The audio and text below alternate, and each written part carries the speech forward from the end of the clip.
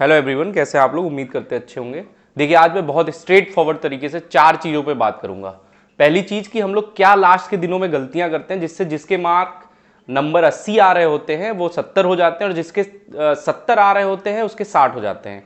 दूसरी बात हम लोग करेंगे कि बचे हुए 10 दिनों में आप अपने मार्क्स मतलब जो मैक्सिमम नंबर है अपने तैयारी को मैक्सिमाइज कैसे करें और सबसे ज़्यादा मैक्सिमम नंबर कैसे लाएं। तीसरी चीज पे बात करेंगे कि जीके और जीएस का डर अपने दिमाग से कैसे निकालें, अगर नहीं निकालेंगे तो आपका एग्जाम अच्छा नहीं होगा। और चौथी बात जो सबसे इंपॉर्टेंट है कि पेपर इजी आएगा या टफ आएगा, अगर ये दिमाग में चल रहा है तो इस पे भी हम बहुत ही डिटेल में बात करेंगे। ठीक है, आपके पास अगर टाइम कम है तो वीडियो 2x में देखिए, लेकिन वीडियो पूरी देखिए, ये बहुत ही जो है आपके लिए प्रॉफिटेबल होगी।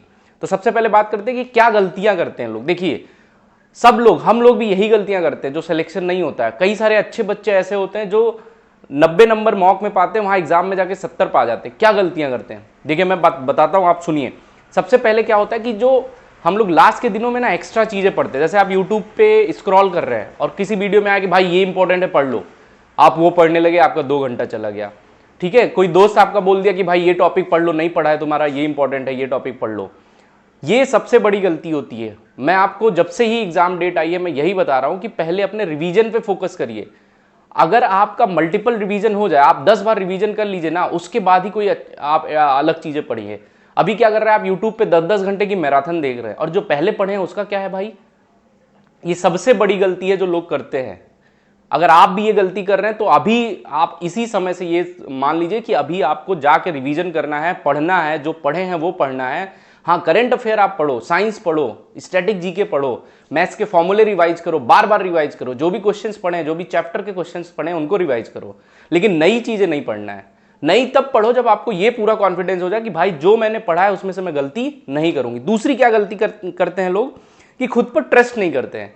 भाई अगर खुद पर ट्रस्ट नहीं करोगे, तुमने जो जो चीजें पढ़ी हैं अगर उसी पर ट्रस्ट नहीं करोगे तो एग्जाम में कैसे आप जो है क्वालिफाई करोगे। तो आप खुद पर ट्रस्ट करिए कि भाई मैंने अगर प्रॉफिट लॉस चैप्टर पढ़ा है, उससे कोई भी सवाल आएगा मैं उसको करूंगा। ठीक है, जो भी प्रीवियस ईयर आपने लगाया, मॉक लगाया, उन सबको रिवाइज करो। और जो आप 2 साल से पढ़ रहे हो अगर वो अच्छा नहीं है तो क्या आप 10 दिन में पढ़ लोगे अच्छी चीजें, जो इंपॉर्टेंट चीजें हैं। तो खुद पर ट्रस्ट करिए, अपने आप को बैक करिए कि जो होगा देखा जाएगा, अगर मैं गलती करूंगा तो उसको भी मैं एक्सेप्ट करूंगा, ये चीज मानिए। तीसरी चीज क्या है कि जो रिवीजन है, हम लोग रिवीजन कम करते हैं और अलग आलतू फालतू की चीजें ज्यादा पढ़ते हैं।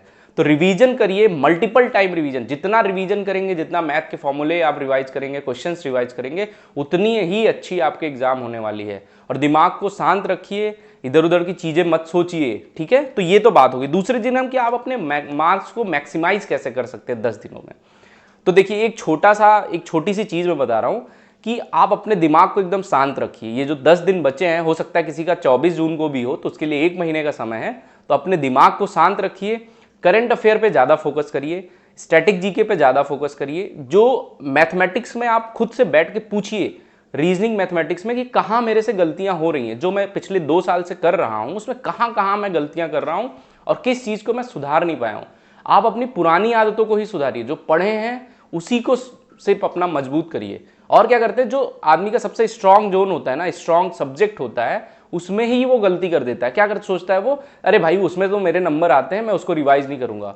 और आप यकीन नहीं मानेंगे, मेरा भी 5-6 साल का अनुभव है, सबसे ज्यादा गलती वहीं से। अगर एग्जाम में आप गए और जो आपका स्ट्रांग पोर्शन है और जो इजीएस्ट क्वेश्चन है अगर वो गलत हो गया तो आपका सिलेक्शन नहीं होगा।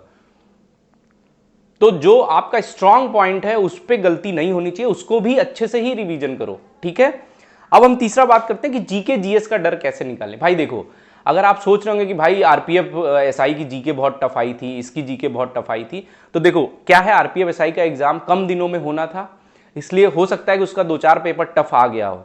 लेकिन आरआरबी एनटीपीसी का एग्जाम इतना टफ नहीं आएगा, क्योंकि 20 दिन एग्जाम चलने वाला है। 20 दिन हम टफेस्ट क्वेश्चन नहीं ढूंढ सकते हैं, ये बात आप समझिए, दिमाग से समझिए।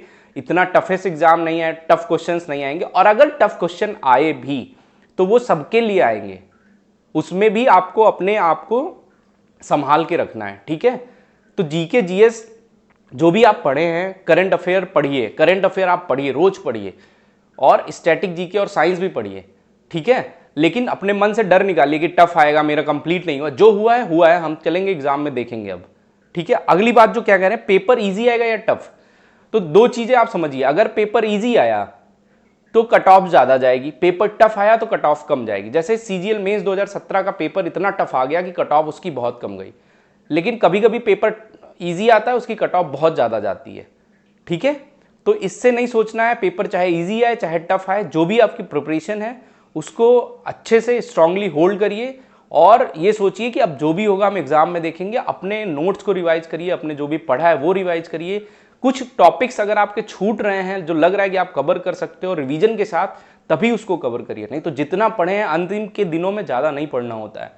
सब छोटी छोटी रिवाइज करिए, इंपॉर्टेंट डेज रिवाइज करिए, इंपॉर्टेंट रिवर्स रिवाइज करिए, कहाँ से ओरिजिनेट होती हैं, उसकी सहायक नदियाँ क्या हैं, सारी चीज़ें रिवाइज करिए। बस रिवीजन और करंट अफेयर और जो भी आपको रिवीजन करना है, रिवीजन रिवीजन रिवीजन।